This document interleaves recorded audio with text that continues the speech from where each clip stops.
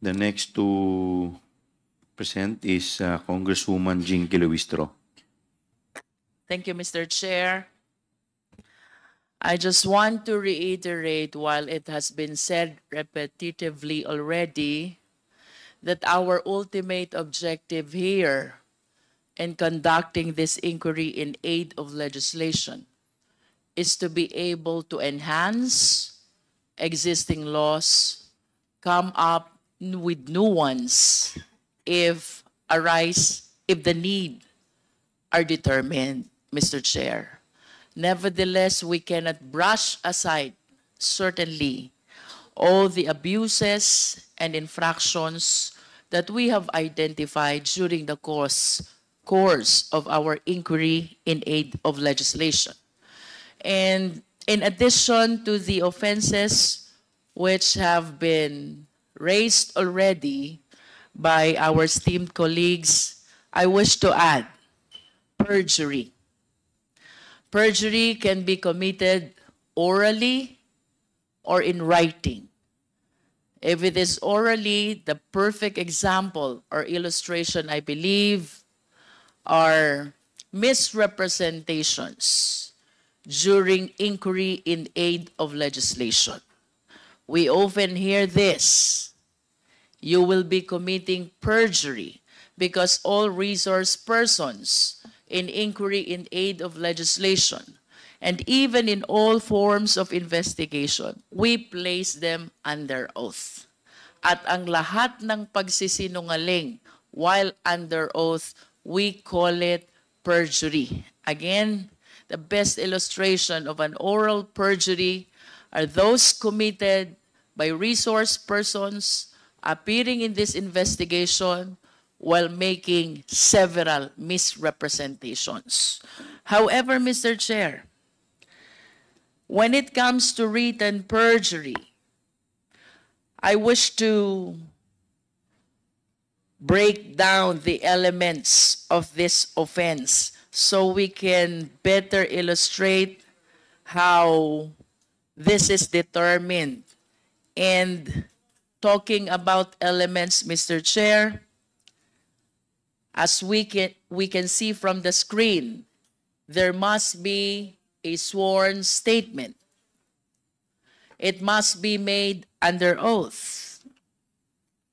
The statement contains deliberate assertion of falsehood, and the false declaration is with regard to material fact. Mr. Chair, in the course of our investigation, the special disbursing officers, sina Ginoong Edward Fajarda at Ginang Gina Acosta, have plainly asserted na wala raw silang alam kung saang mga aktibidad ang pinaglaanan ng confidential funds. Can we please flash the certifications? Ayon sa kanila, basta-basta lang raw nila sinunod ang utos sa kanila ng ating Vice Presidente na ipasa ang confidential funds in the total amount of 612.5 million pesos, lagpas, Mr. Chair, sa kalahating bilyon sa ibang tao na siya raw na mahala at nag-disburse nito. Pagkatapos ay ipinasa lang din ng mga SDO sa COA ang mga accomplishment reports at ang mga acknowledgement receipts na ibinigay sa kanila. Pero hindi nila alam kung totoo ang nakasulat sa accomplishment reports, kung totoo or peke ang mga acknowledgement receipts at kung saan talaga kinamit ang pera. We have witnessed this, Mr. Chair, during the interpellation of SDO Edwin Fajarda of the Department of Education, as well as SDO Gina F. Acosta of the OVP. After they testified na ipinasa nila sa mga security officer ng Vice Presidente ang pera, wala ka nang makuhang impormasyon because they kept on giving an answer. Wala silang alam dahil ang kabuuan ng halaga ay ibinigay nila sa mga security officers. Ito pong certifications, Mr. Chair, is the perfect illustration of a written perjury. Halimbawa ng tinatawag natin na written statement made under oath. It is a basic principle that even first-year law students know that a statement made before a notary public, notario publico, is a statement made under the risk of perjury. In other words, Mr. Chair, when we talk about perjury, that includes the documents which were notarized by notary publics, sworn to before notary publics, similar to the certification that we are currently flashing on the screen. Now, let us look closer at what these certifications say. Ano po ba ang nilalaman ng mga certification na ito? Number 1, yung expenses where the confidential funds were supposedly spent on were incurred in connection with the agency's intelligence and/or confidential operations and activities. I wish to reiterate, paano po malalaman ng ating mga special disbursing officers whether the first certification is indeed correct if they simply handed the money to the security officers? The second content, yung mga pinaggastusan raw ng confidential funds ay necessary and utilized for legal purposes. Again, Mr. Chair, how will they certify to this fact when they are totally unaware about the activities where the confidential funds were allegedly spent? Third, alam raw nila na hindi napunta ang funds sa mga gastusing ipinagbabawal sa confidential funds, kagaya ng payment of salaries and wages, overtime, allowances, or fringe benefits. Mr. Chair, I wish to raise, there is one common answer coming from our SDOs. Wala silang alam dahil ang pera ay ibinigay sa mga security officers. Fourth certification, any equipment purchased was supposedly relevant to the confidential and/or intelligence activities. Mr. Chair, suffice it to say that the SDOs are totally unaware of how the confidential funds were spent, primarily because they were not the one who disbursed the same. E paano po nila patututuhanan ang nilalaman ng mga certifications na ito? Certifications which were sworn to before a notary public. To emphasize, Mr. Chair, and as seen from one of the certifications, which our Secretariat is showing right now, our Vice President and SDO Acosta signed and certified this certification before the notary public, and that is Attorney Abella. Ano po ba ang sabi ng mga SDO? We all learned from the hearing on November 25 that while SDO Acosta did encash the check, according to her, wala po siyang alam kung saan napunta yung confidential funds kasi po ito ay turn over sa VP SPG. Mr. Chair, this is totally, if not completely, contradictory to the contents of the certification. It's the exact same story for Mr. Fajarda of DepEd, Mr. Chair. Sabi po nila, Ms. Acosta at Mr. Fajarda, sa ating pagdinig na hindi talaga nila alam kung saan ginastos ang pera.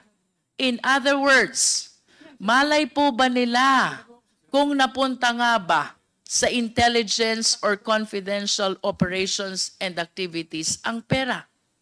Malay po ba nila kung totoo yung mga pinagsasasabi na accomplishment report, liquidation report, and most importantly, certification? But they signed it, Mr. Chair. They signed them under oath. This means, Mr. Chair, that Ms. Acosta and Mr. Fajardo did not only violate the joint circular, they also lied under oath dito sa kanilang certification. They did this not just once, not just twice, but thrice for Mr. Fajardo. And for Ms. Acosta, I have to state, she did it 4 times. Paulit-ulit silang nagsinungaling sa kanilang certifications, Mr. Chair. The next offense that I wish to raise, Mr. Chair, is bribery. And we have to take this in consideration with the counter offense, corruption of public officers.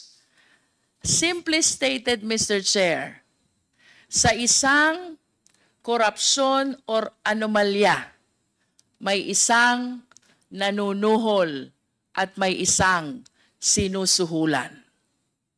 The offense committed by the author of corruption is Article 212, that is corruption of public officers. On the assumption, Mr. Chair, na tinanggap ang suhol, then the offense committed by the one who received the money, we call it bribery. Let us discuss first bribery, Mr. Chair. Ano ang elements ng bribery? There must be a public officer. The accused is a public officer. He received directly or through another some gift or present. The receipt was in consideration of his commission of some crime, and that relates to the exercise of his function as a public officer. Of course, kailangang ma-mention ang mga krimen ng mga nagsuhol at mga nagpasuhol. Ito po ang mga elements ng bribery. Malamang lahat ng mga tao na naimbestigahan natin ay public officials who receive amounts of not just any money, but possibly of confidential funds as well. Corruption of public officers. Siyempre, kung may mga tumatanggap ng suhol, may mga nagsusuhol. Sila naman po ay magiging liable sa krimen ng corruption of public officers. Again, Mr. Chair, for clarity, ang nanuhol ay liable sa corruption of public officers. Ang tumanggap ng suhol, they are liable for bribery. Ibig sabihin, may isang special krimen para sa nagsusuhol ng mga public officials. Tingnan po natin, parehas lamang ang penalty na ini-impose sa mga nagsusuhol at sinusuhulan as provided under Article 212. Except, of course, disqualification and suspension, because these two penalties apparently apply only to public officials. Kaya naman, ang bribery at corruption of public officers ay ang pagbibigay ng pera, regalo, o kahit anumang advantage or favor sa pamamagitan ng pag-abuso ng kanyang posisyon sa gobyerno. Kindly flash the next screen. Let's all recall what we discovered from the committee investigations. May mga empleyado sa DepEd na tumanggap ng white envelopes in the same period within the confidential funds for DepEd were released. Hindi po ba kahina-hinala yan? And you can see from the screen, OVP executive admits, inamin, handing cash envelopes to DepEd officials. Next slide, please. We may recall it was former USEC Gloria Mercado who first revealed to us that she received 9 envelopes with 25,000 in a span of 9 months. Ito'y ibinigay ni Sunshine Fajarda, ang mga envelopes kay Yusek Mercado, at sinabi na galing ito sa Vice Presidente Sara Duterte. Malinaw na ang ganitong pagkakataon ay hindi normal. Hindi normal na ang boss ay nagbibigay bigla ng sobre na may 25,000 each for 9 months to her very own head of procurement. Anyone can easily conclude that this is not merely out of generous heart of VP Duterte, but was precisely given in attempt to influence Yusek Mercado, to which she failed to do. And we may recall, Mr. Chair, during our interpellation with Yusek Gloria Mercado, she admitted believing that those envelopes were given to her to influence her decision as Hope. Next slide, please. It was not a surprise when former Chairman Resty Osayas, this is our second DepEd official, he is the chairman of DepEd Bids and Awards Committee. He admitted siya rin ay nakatanggap ng sobre na may laman na pera. Again, another key official in the procurement process of the DepEd. And yet again, another act of corruption plaguing in the DepEd. Yung nauna, Mr. Chair, Yusek Mercado, she was the hope of DepEd. And this time, we have Chairman Resty Osayas, Chairman of DepEd Bids and Awards Committee. Both admitted having received envelopes with money inside. Next slide, please. Of course, sino pong makakalimot sa ating Chief Accountant ng DepEd, Ms. Runa Catalan. Like former Yusek Mercado, like Mr. Osayas, Ma'am Catalan received the same number of envelopes containing the same amount of money in the same period of February to September 2023. Again, another key official in the DepEd who necessarily deals with the public funds of the DepEd was blinded by an alleged gift from VP Duterte. But it was later on revealed that she was requested by Sunshine Fajarda, the very person who handed her the envelopes, to sign the liquidation reports without its supporting documents. Again, corruption prevailed. Mr. Chair, in line with the issue of bribery and corruption, I wish to manifest that there is a chance that the 3 key officials of DepEd, who I previously mentioned, Yusek Mercado, Mr. Osayas, Ms. Catalan, were not only employees of DepEd who received envelopes with cash. I believe that it is only a matter of time. And I hope that light be shed on this alarming revelation. Tayo po'y naniniwala na hindi lamang ang 3 opisyales na ito ang tumanggap ng envelope na may lamang pera mula sa ating Vice Presidente. Ultimately, Mr. Chair, is the crime of plunder.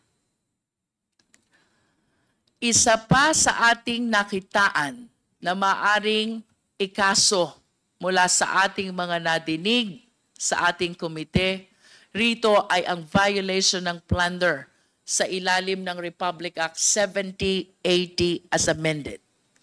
Ang basis po natin ay lahat ng mga nakalap na impormasyon patungkol sa paggasta di umano ng OVP at ng Department of Education ng confidential funds sa ilalim ng pamumuno ng ating Vice Presidente. Mapapansin po natin na wala pong naipakita na ebidensya kung saan totoong napunta talaga ito. Pinatutunayan lang ng mga opisinang ito sa pamamagitan ng acknowledgement receipts na atin namang napansin ng napakaraming anomalya. Pareho ang sulat, pareho ang pirma, pareho ang tinta ng ballpen. Ang impossibility na ito ay na-disburse ayon sa dami ng resibo sa iisang araw lamang. At isama na din po natin ang mga nadiskubre nating pangalang Mary Grace Piatos at Kokoy Villamin na napatunayan na wala sa database ng Philippine Statistics Authority. Ang isang konklusyon na aming nakikita sa mga ito ay hindi tunay, pineke lamang ang mga ito upang maipamukha lamang na ginasta ito para sa surveillance activities upang magamit ang pondong ito sa ibang kagamitan o pansariling interes. Ano nga ba ang plunder, Mr. Chair? Sa ilalim po ng Section 2 ng ating Anti-Plunder Act, nakasaad dito, any public officer who by himself or in connivance with members of his family, relatives by affinity or consanguinity, business associates, subordinates, or other persons amasses, accumulates, or acquires ill-gotten wealth through a combination or series of overt or criminal acts in the aggregate amount or total value of at least 50 million pesos. Nakasaad din rito na ang penalty ng paglabag ay reklusyon perpetua na may katumbas na 20 years and 1 day hanggang 40 years. I wish to add, Mr. Chair, na ito pong kasong ito, considering the penalty of reclusion perpetua is non-payable. Kalakip din po ng penalty na ito ang perpetual absolute disqualification, which includes deprivation of such person from holding public office and employment kahit pa manalo sa eleksyon. Kaya naman, Mr. Chair, ang plunder sa madaling salita ay ang pagnanakaw ng pera mula sa kaban ng bayan na may halaga na higit sa 50 million pesos sa pamamagitan ng paggawa ng ibang krimen. Next slide, please. Kung makikita po natin sa ating screen, mayroong total na 7 umaabot sa 612,500,000 pesos. Ang 4 na tseke ay mula sa OVP, umabot ng 500 million pesos, at ang 3 pang tseke ay mula sa DepEd na nagkakahalaga naman ng 112,500,000 pesos. Mr. Chair, ang nabanggit na halaga, 612,500,000 pesos, lagpas sa 50 million pesos na required para sa kasong plunder. Ang mga checking ito ay lahat nakapangalan. kay Ms. Gina Acosta bilang Special Disbursing Officer ng DepEd. Inamin niya sa atin na imbis na i-disburse na ito as confidential expenses, ay sinunod ang utos ng Vice Presidente na ibigay ang pera sa kanyang security officer. Dito naman po sa Department of Education, ang payee sa mga tseke ay ang Special Disbursing Officer Edward Fajarda. Former Special Disbursing Officer of DepEd. Inamin rin niya na nung nakaraang hearing na ang perang kanyang natatanggap ay kanyang ibinibigay sa security officer sa utos din ng ating Vice Presidente. Mr. Chair, I wish to show the breakdown of the confidential funds which were received both by DepEd and OVP. For OVP, Mr. Chair, for clarity, we have 125 million, that is last quarter of 2022, and then 125 million for the first, second, third quarters of 2023, total of 375. So 2022, which is 125, and 2023, which is 375, that is 500 million in total confidential funds utilized by the Office of the Vice President, Mr. Chair.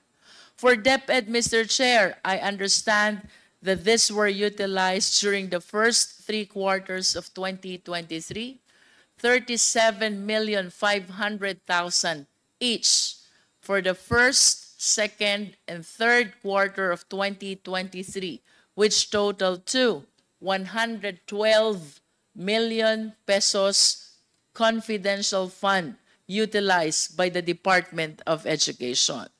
In total, Mr. Chair, ang kabuang halaga po na ating naimbestigahan pertaining to the utilization of confidential fund is 612,500,000 pesos. Napakalaki at nakakalula. And to be very candid, Mr. Chair, ilang bata na sana ang ating napakain. Ilang bata na sana ang ating napaaral. At ilang pamilya na sana ang ating nabigyan ng bahay. Mr. Chair, considering that the amounts involved here far surpass the threshold for plunder, na mas kilala bilang pandarambong, it is my humble position na dapat po talaga ay maipagpatuloy at mapalalim pa ang investigasyon upang malaman kung sino ang nakinabang sa perang ito. Such an investigation may not be for Congress to conduct anymore. Again, our ultimate purpose here is to legislate. Such an investigation, however, we will ensure will be conducted, Mr. Chair. Hindi po basta-basta ang mga pangyayaring natuklasan natin rito. Finally, Mr. Chair, ayon po sa isang Supreme Court decision, this is Macapagal Arroyo versus People, GR numbers 220598 and 220953, dated July 19, 2016. On the crime of plunder, napag-usapan po dito ng Supreme Court ang will, conspiracy na nagaganap in the commission of plunder.